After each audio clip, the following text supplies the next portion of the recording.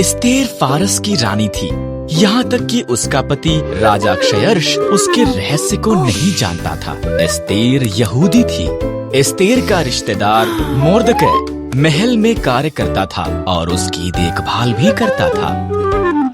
राजा क्षयर्ष के सलाहकार हामान ने एक बड़े इनाम को प्राप्त किया। वो बहुत घमंडी था। मोर्दकै के सिवा हर कोई उसके आगे सिर झुकाते थे। हामान अपमानित हुआ।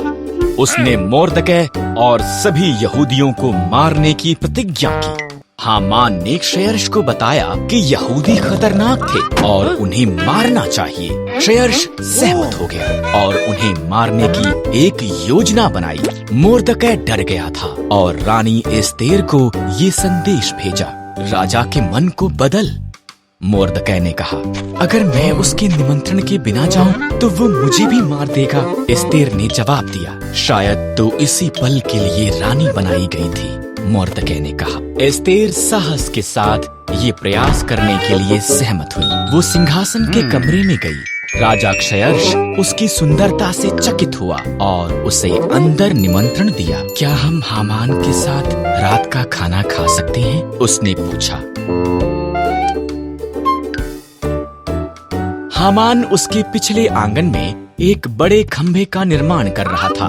उसने इस पर मोर्दकै को मारने की योजना बनाई थी। तब राजा का निमंत्रण आया, इसलिए हामान रात के खाने के लिए महल में गया।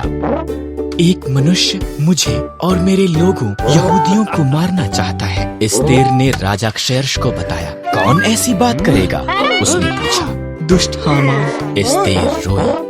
हामान, सिपाहियों, उसे मार दो। इस तरह हामान उसी खंभे पर टांग दिया गया जो उसने मोर्दकै के लिए निर्माण किया था। एस्तेर के कारण यहूदी बचाए गए थे। उन्होंने एक बड़ा त्योहार मनाया जिसका वो आज तक भी जश्न मनाते हैं।